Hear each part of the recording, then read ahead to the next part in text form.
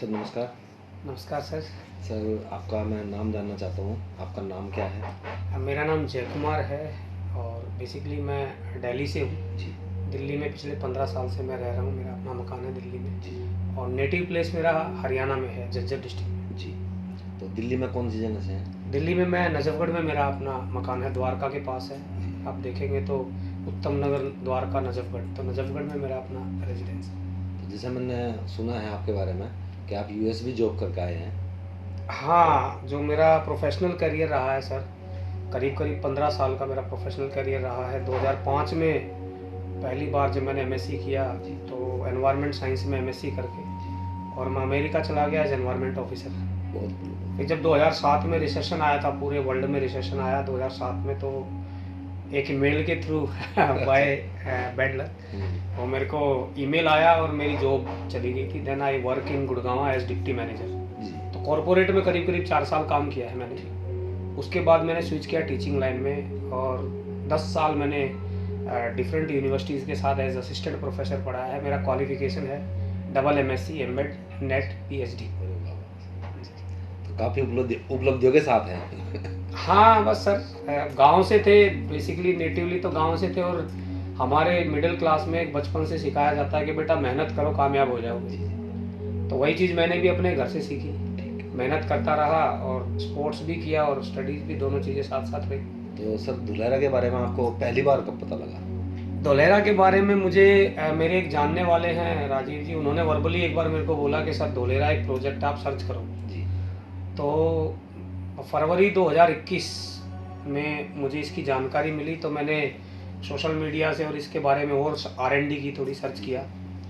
तो धोलेरा के बारे में करीब 1 साल पहले मुझे पता चला था। ठीक है। तो अब आप कल धुलेरा देख के आए हैं अपने आप बाहर फॉरेन कंट्री में भी रहे हैं, तो क्या जैसे जिस तरह के यहाँ पर इंफ्रास्ट्रक्चर तैयार किए जा रहे हैं, कुछ उसी लेवल के हैं या कुछ उससे अलग हटके हैं? मुझे एग्जैक्टली अभी एक हार्बर याद आ गया। हार्बर बोलते हैं जहाँ हमारे जो समुद्री जहाज होते हैं, जी। जी। वो रुकते हैं, पोर्ट बोलते हैं उसको। जी।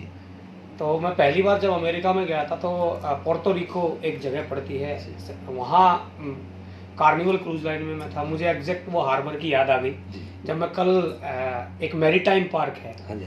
धोलेरा, जो ग्रीनफील्ड सिटी जो डेवलप हो रहा है, तो मैं कल जब वहाँ खड़ा था तो मुझे एग्जैक्टली मैं कह सकता हूँ कि अब आने वाले टाइम में अगर हमें दुबई जाने की ज़रूरत नहीं है, हमारे इंडिया में ही दुबई और शंघाई डेवलप हो रहा है। जी।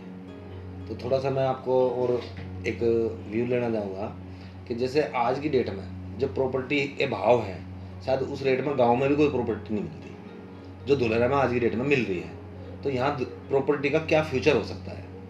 मैं बिल्कुल ठीक कहा आपने, मैं गांव से ही हूँ। SEZ में हमारा गांव आता है, रिलायंस SEZ है झज्जर डिस्ट्रिक्ट के अंदर, बादली तहसील पड़ता है हमारा। और अगर मेरे गांव में भी अगर कोई आज ज़मीन लेता है तो वहाँ ज़मीन के रेट जो है वो 7,000 से 8,000 रुपये गज है। जी। ठीक है, तो अगर 100 गज का प्लॉट वहाँ लेना है तो 7 लाख रुपए में वहाँ प्लॉट मिलेगा। और गांव तो गांव होता है। सही बात। तो ये सच्चाई है। और धोलेरा, लेकिन जब मैंने कल देखा और पूरा दिन कल मैं धोलेरा एक्टिवेशन जोन में और पूरा धोलेरा मैंने घूमा, तो मेरा व्यू ही 100% एकदम चेंज हो गया देखने के बाद। तो आपका मन खुश है कि मैं धुलेरा देख के आए, जो बताया गया था आपको उसके बारे में, कि कहीं उससे कुछ ज़्यादा ही मिला मुझे? देखो सर, बड़ा एक अच्छी स्ट्रेंज चीज़ लगती है ना, हम थोड़ा लेट मैच्योर होते हैं। मैं लेट मैच्योर मतलब मैं हर वर्ड उसमें यूज़ करता हूँ। और मेरी एज 41 साल है, काफ़ी एक्सपोजर है, करीब करीब 8-9 कंट्री ट्रैवल किया। लेकिन एक चीज़ मैंने अपनी लाइफ में ना, कहते हैं कि मैं पढ़ रहा था एक किताब, तो उस किताब में बड़ी अच्छी बात लिखी थी कि ज़मीन का सबसे अच्छा पॉइंट होता है कि राइट प्लेस और राइट टाइम पे अगर आप इन्वेस्ट करते हैं तो आने वाले टाइम में वो बहुत बड़ा रिटर्न आपको देती है। तो आज अगर मैं बोलूँ तो इन 2 लाइनों में एक ही बात बोलूँगा कि Dholera is the right place and today is the right time to invest in Dholera.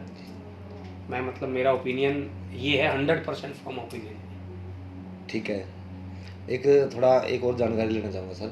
जैसे यहाँ पे सभी जो प्रॉपर्टियाँ हैं, अब हम कहीं भी किसी शहर में रह रहे हैं, अदरवाइज दिल्ली, गुड़गांव या मान लिया हम कोई और शहर ले लें अपना, तो हम कोई वहाँ पर प्रॉपर्टी परचेज करें तो हमें शायद उसकी हमें परमिशन नहीं पता कि हम वहाँ क्या क्या कंस्ट्रक्शन कर सकते हैं। धुलेरा में एक सबसे बड़ी एक अच्छी चीज़ क्या है कि आप ये टीपी टाउन प्लानिंग के माध्यम से बन रहा है।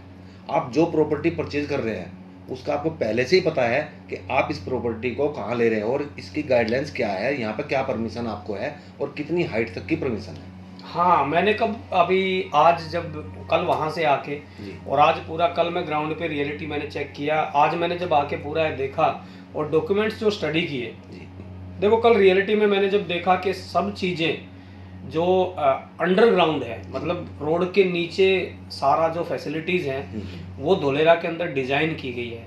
और बड़ी अच्छी एक बात मैंने देखी कि जिस चीज़ को रूट से डिज़ाइन किया जा रहा है, यानी आज वहाँ कोई बिल्डिंग अभी नहीं है, कोई प्रोजेक्ट अभी वहाँ शुरू नहीं हुआ है, लेकिन एक्टिवेशन जोन यानी गवर्नमेंट ने इतना अच्छा इंफ्रास्ट्रक्चर वहाँ डेवलप कर दिया है कि everything is at your door step. और सबसे बड़ा जो मेरे को प्लस पॉइंट लगा वहाँ ABCD बिल्डिंग, मतलब आप सोचिए कि एक एडमिनिस्ट्रेटिव ब्लॉक बना है पूरे सिटी का, जहाँ से हर एक्टिविटी को ICT एनेबल्ड कंट्रोल किया जा रहा है।